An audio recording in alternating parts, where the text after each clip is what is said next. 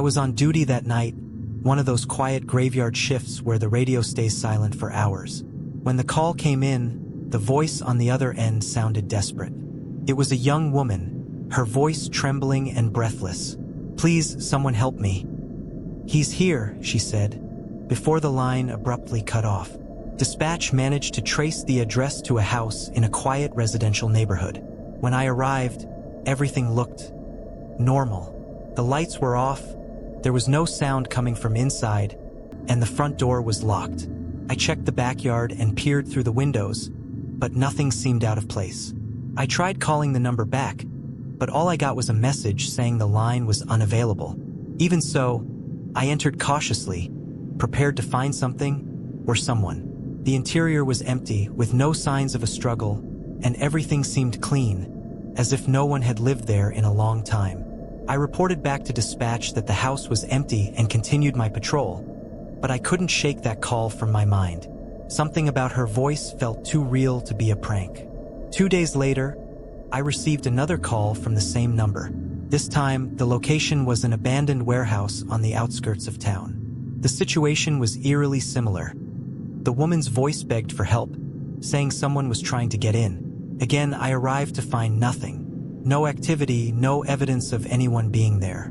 I began to wonder if it was some sort of elaborate hoax, but the panic in her voice made it impossible to dismiss entirely.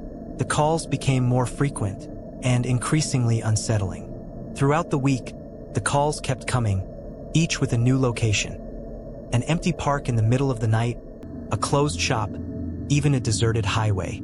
In every instance, the woman's voice grew more frantic, more urgent, but the outcome was always the same. I would arrive to find no signs of a struggle, no one around, just the oppressive silence of the night. My partner joked that it was a ghost playing tricks on us, but I didn't find it funny. Something about that voice stayed with me, a gnawing feeling that she truly was in danger, even if I couldn't figure out where or why. Each call felt more real than the last, and the sense that I was being deliberately led somewhere grew stronger. It was the 6th call that changed everything. The call came in around 3 a.m., and this time her voice was barely audible, as though she was speaking while hiding. "Please, he's coming. Can't get out. I'm at the house. Please help." The location was different again.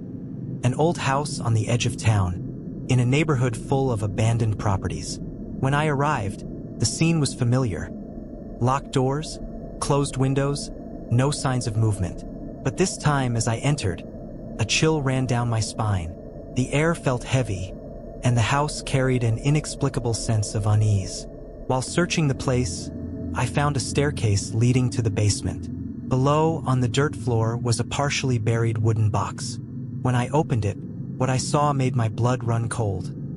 Documents, photographs, and clothing that belonged to a young woman who had been missing for over 5 years.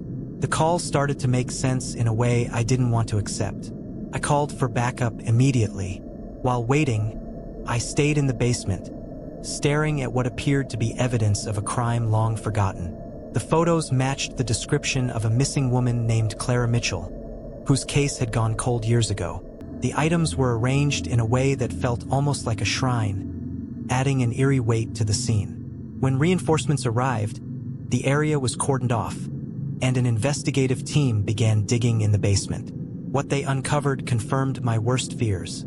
Human remains buried near the box. Forensic tests later confirmed it was Clara. But one question lingered in my mind. Who had been making the calls, and why? Things became even more disturbing when analysts traced the number the calls had come from. It was registered to Clara Mitchell, but there was a problem. The line had been disconnected months before her death was officially confirmed. There was no way anyone could have been using that phone. To this day, I don't know what to believe. Perhaps someone wanted the case to be discovered and used Clara's identity to make it happen. Or maybe, in some way I can't understand, Clara herself had been trying to reach out for help. The case left more questions than answers, and even now, whenever I get a late-night emergency call, I feel that same chill. I can't help but wonder, is there someone else out there, waiting to be found? That night, the shift was calm, typical for a Tuesday in a small town. I had been on the force for 8 years, and I knew these quiet nights often ended with something unexpected. Around midnight, I received a call about a suspicious vehicle parked in an empty lot near an old warehouse. The area was known for being a hangout spot for teenagers throwing parties or, occasionally, small-time dealers making quick exchanges. When I arrived, I turned off the cruiser's lights and parked at a safe distance, watching for a few minutes. The car appeared abandoned, windows fogged up, no movement. I decided to investigate. I exited the cruiser with the lights off and approached the suspicious vehicle. The air was cold and still, and each step echoed through the empty lot. I checked the car, locked doors, foggy windows. No one was inside. I wrote down the license plate number and started heading back to my cruiser. But as I reached the spot where it should have been, my heart sank. It was gone. I looked around, thinking I might have parked it somewhere else, but that was impossible. The lot was empty when I arrived. Someone had stolen it in a matter of minutes. My mind raced. How could someone take the cruiser so quickly? And why? I tried to stay calm and reached for my portable radio. I reported the theft to dispatch and requested backup. The dispatcher's voice was steady, but I could tell the situation was escalating. "We've just received a report about your cruiser," she said. "It's being used in an armed robbery at a convenience store a few blocks from your location." My stomach turned. This didn't make any sense. I had just left the car, and now it was being used in a crime? As I walked through the lot, trying to process what was happening, the eerie feeling that I was being manipulated became undeniable. Someone knew exactly where I would be and had planned for this. Minutes later, more calls started coming in. Witnesses reported seeing my cruiser being used to block streets during a robbery. The descriptions were vague but consistent. It was undoubtedly my vehicle. My radio buzzed with reports of chases and sightings in different parts of town, as if the person driving it knew how to evade police roadblocks. This wasn't a common car thief. Whoever was behind this knew what they were doing, and, even more unsettling, they seemed to know how I thought. I was being drawn into something personal, a calculated move to send me a message. As I listened to the radio, the situation grew more intense. Reports poured in from all over town. My cruiser was seen at key locations, creating chaos and obstructing police response. Then came the most alarming call yet. Shots fired in a residential neighborhood. The cruiser is on scene. A chill ran down my spine. My own cruiser was being used to orchestrate a wave of crimes I should have been stopping. I sprinted to the main road and hitched a ride with another responding unit. On the way, I replayed the night in my mind, trying to piece together the events. It was impossible to ignore the feeling that someone had intimate knowledge of my schedule and routine. When we arrived at the residential neighborhood, the cruiser was parked in the middle of the street with its lights flashing. The doors were open, but no one was inside. The silence was suffocating, as if the entire area was holding its breath. With weapons drawn, we approached cautiously, checking every corner. Inside the cruiser, my notepad sat on the passenger seat, open to a page with something scrawled in pencil that hadn't been there before. "You're not in control." The cold, calculated tone of the message sent a wave of unease through me. This wasn't just a car theft. It was a deliberate attempt to get inside my head, to use me as a pawn in something much bigger. As we searched the area around the cruiser, another call came over the radio. "Cruiser spotted speeding northbound, exiting the city." It didn't make sense. I was staring at the vehicle right in front of me. My mind scrambled for answers. Could there be a duplicate cruiser being used as a decoy? Or was this part of an elaborate plan to confuse law enforcement? Just then, a colleague called me over to the cruiser. Inside, on the console, something was blinking, a small device that wasn't standard issue. It was a tracker, connected to a transmitter sending signals. There was no doubt now. I was being watched, and everything that had happened was meticulously planned. Hours later, the chase ended at an abandoned industrial site, where we found another cruiser identical to mine. The driver fled before we could catch them, leaving the car empty. Inside, we discovered a trove of documents related to my oldest cases, including details from investigations that had been closed years ago. This was personal. Whoever was behind this knew exactly how to target me, using my cruiser to sow chaos and confusion. We never identified the suspect, but from that night on, I started looking over my shoulder. Every time I begin a new shift, I can't help but wonder, is this person still watching, waiting for their next move?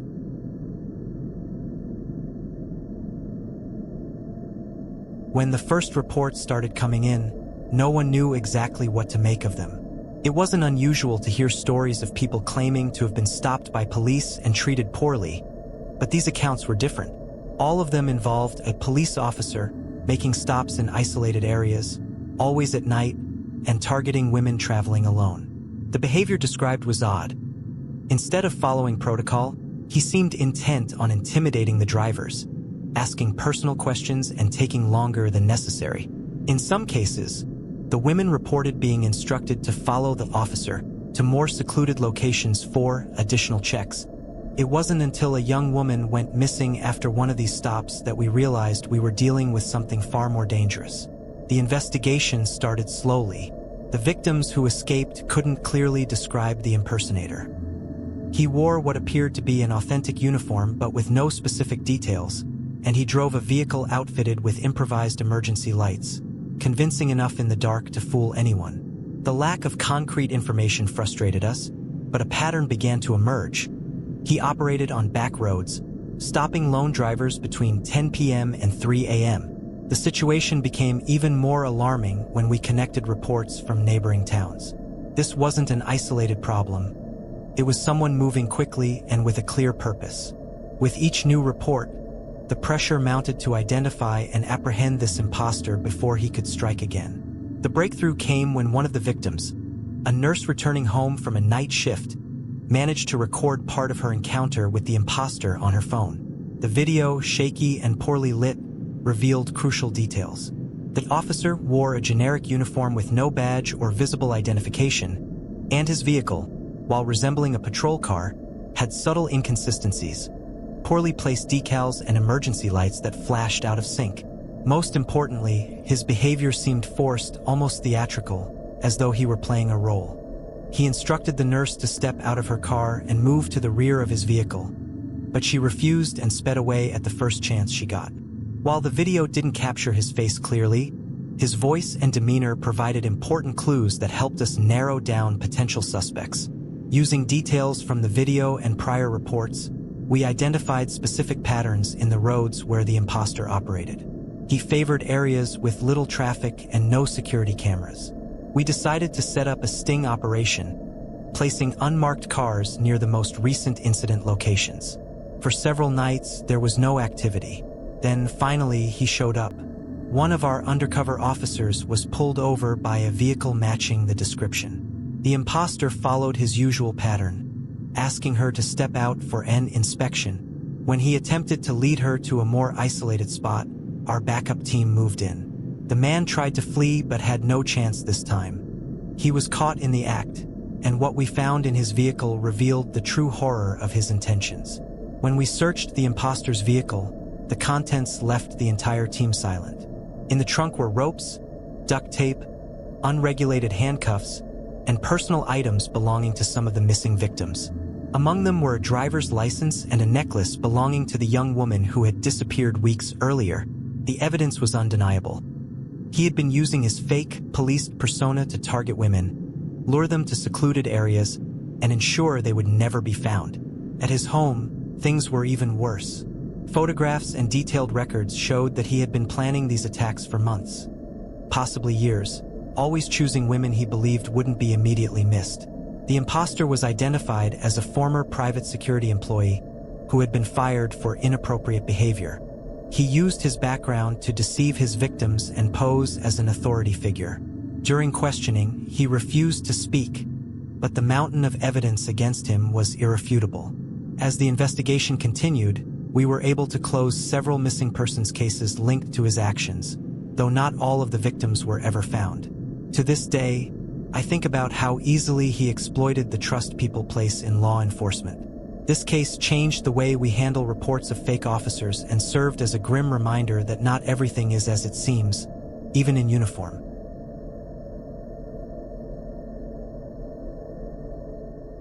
It was a morning like any other until the call came in. A pedestrian had noticed an abandoned backpack on a park bench in the city center and called the police.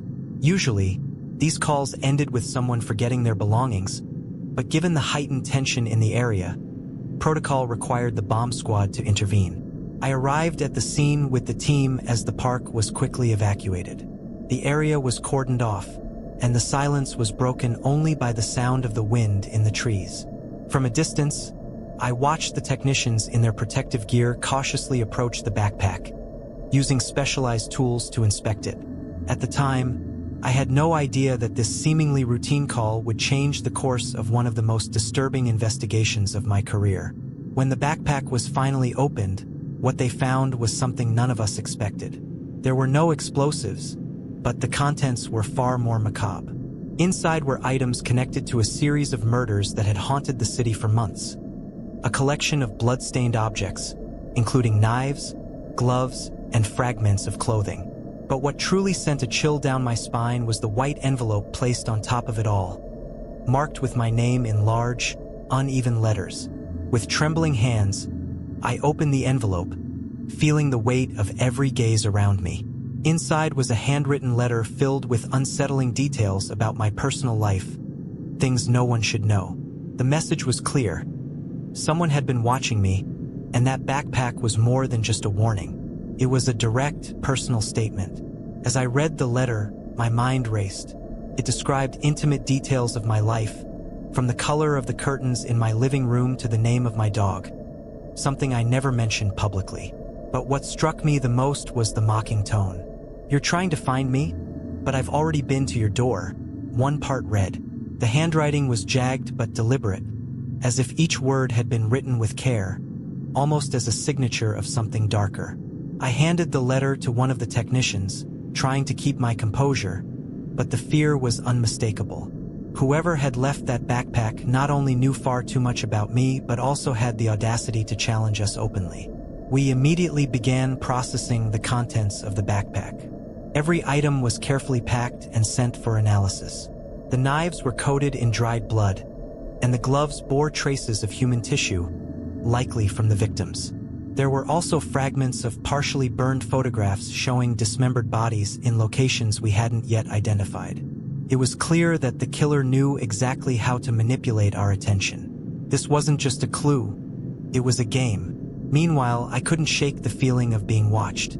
Back at the station, a team reviewed all the security cameras near the park, looking for any suspicious activity. Whoever had left that backpack knew it would be found, and they wanted it to be opened. The park security cameras revealed something that only deepened the mystery. Around 5 a.m., a man wearing a hooded jacket walked into the park carrying the backpack. His movements were calm, almost casual, as he scanned the area to ensure no one was watching. He placed the backpack on the bench and exited through the opposite entrance. The problem? None of the cameras captured his face. He had carefully chosen his route, avoiding the camera's views and keeping his hood low. It was evident he knew the area well and had planned every detail. While the footage didn't give us much to go on, it confirmed what we suspected. This killer was methodical, calculated, and enjoyed being in control. As we combed through the backpack's evidence, another disturbing detail came to light. A second letter, hidden in one of the side pockets. Unlike the first, this one was shorter but just as chilling. "This is just the beginning," it read, accompanied by a grotesque drawing that resembled a crude map. The location marked on the map led us to something even more horrifying. Another crime scene. It was as if the killer was deliberately guiding us, creating a twisted game where he always stayed one step ahead. Forensic analysis revealed the site had been used recently, but what terrified us the most was how intentional everything felt. He had left clues on purpose, baiting us to follow him. At the new crime scene, it became evident that the killer was orchestrating a sick game. Each new detail seemed designed to keep us engaged, but the looming sense that something larger was at play was inescapable. Among the evidence left behind, we found more connections to the earlier murders. Photographs of victims, personal items, and, most unsettling of all, a small mirror with my name scrawled on it in smeared blood. This wasn't just a serial killer case anymore, it was personal. The killer wanted me to know I was at the center of it all. Based on the clues at the scene, we formed a task force to monitor possible connections to known locations and areas he might strike again. The breakthrough came when we found a partial fingerprint on one of the items in the backpack. It matched a suspect who had been investigated years earlier in a disappearance case but was never convicted due to lack of evidence. This lead allowed us to trace the man to a small apartment in a secluded neighborhood. When we raided the place, what we found was chilling. A wall covered with photos of police officers, case evidence, and a meticulously detailed timeline of my own movements. He had planned every step, but he wasn't there when we arrived. Despite his escape, the evidence left behind was enough to link him to the murders. He was being actively pursued when he vanished without a trace, as if he knew the net was closing in. To this day, I wonder if he's still out there, watching and waiting for the right moment to reappear. This case changed my life forever, leaving me with the haunting certainty that he's somewhere, still observing.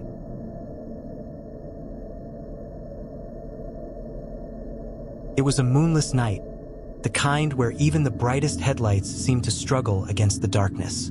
My shift as a highway patrol officer was usually uneventful in that area, especially on such an isolated road. But something felt different that night. As I drove along the deserted stretch, I spotted a figure walking on the shoulder. It was rare to see anyone out there, especially in the dead of night. I slowed down and turned on the spotlight to illuminate the pedestrian. It was a man, seemingly in his 30s, wearing worn-out clothes and carrying a heavy-looking backpack. I pulled over and stepped out to approach him. "Everything okay, sir? Where are you headed?" I asked. He looked up slowly, and something about the way he stared at me made me hesitate for a moment. "Just passing through," he replied in a low, almost indifferent voice. I asked where he was coming from, but he only shrugged. From far away, nothing about his answers made sense, but he wasn't doing anything illegal. After a few minutes of conversation, I noticed he avoided giving details about who he was or where he was going. I recorded his description and the location of our encounter in my report, just in case, and let him continue on his way. At the time, I had no reason to detain him. As I got back in my cruiser, I couldn't shake the feeling that something was off, but I chose not to dwell on it. It wasn't until a few hours later, when I received a report of a violent crime at a house just a few miles away, that I started to connect the dots. The details of the crime were disturbing. A home invasion that had ended in brutal violence. The description of the suspect was vague, but certain elements caught my attention.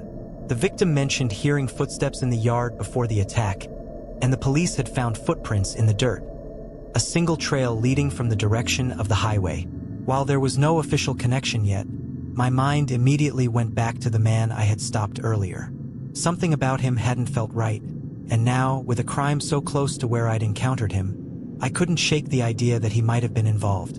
I reported the situation to my superiors, but without concrete evidence, it was just an unsettling coincidence.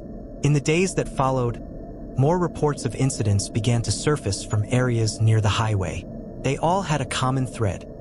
The events occurred within hours of sightings of a solitary individual matching the man's description.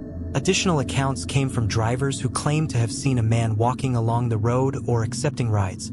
He always disappeared before anyone could identify him clearly. With each new incident, the nagging feeling that I had crossed paths with someone far more dangerous than he seemed grew stronger. I started piecing together every detail I had about him: his height, his clothes, even the direction he had been walking, trying to identify a pattern. What I found was even more disturbing. He seemed to be using the highway as a pathway, moving between small communities and leaving a trail of violence in his wake. The urgency increased when another crime was reported just 20 kilometers from where I had last seen him. This time, there was more definitive evidence. Security cameras at a gas station captured a figure walking along the road shortly before the incident. Though the footage was grainy, the silhouette, the backpack, and the gait matched the man I had stopped days earlier. The pattern was undeniable. He wasn't just targeting isolated victims. He seemed to be calculating his movements, staying just ahead of detection. One night, I received a call that sent a chill through me. Another officer reported encountering someone who matched the description, but the individual had vanished before they could engage him. The patrol discovered an abandoned cabin near the highway, where footprints indicated someone had stayed overnight. Inside, we found food wrappers, a blood-stained knife, and pieces of newspaper with clippings about the recent crimes. It was clear he was aware of the hunt and seemed to relish it. As we searched the cabin, I found something that made my heart race. A handwritten note in uneven scrawl. "You're closer than you think," it read. There was no denying that this message was meant for me. He knew I was pursuing him. The note confirmed that he was playing a game with us. This wasn't just a fugitive on the run. It was a calculated game of cat and mouse, and he was enjoying being in control. Reviewing the map of affected areas, it became clear he was heading toward an even more remote stretch of highway, with fewer checkpoints and numerous side trails. We organized a joint operation, setting up patrols along the route and staying on high alert. Around 2 a.m., a driver called in, reporting a man walking along the road who matched the description. We rushed to the location and finally found him, sitting by the side of the highway as if he had been waiting for us. He didn't resist the approach. When we asked why he was there, he simply smiled, as though he already knew how this would end. "I just like walking," he said calmly. We searched his backpack and found personal items belonging to several victims, including a wallet reported stolen in the most recent crime. Despite the evidence, he refused to answer any questions or provide a name. During the interrogation, his responses were vague, almost taunting, but never incriminating enough to tie him directly to all the crimes. What haunted me most was the feeling that he had left something unfinished, as though the game wasn't truly over. While he was eventually charged and linked to crimes in neighboring states, many questions remain unanswered. To this day, when I patrol that stretch of highway, I can't help but glance in my rearview mirror, hoping never to see that lone figure walking in the darkness again.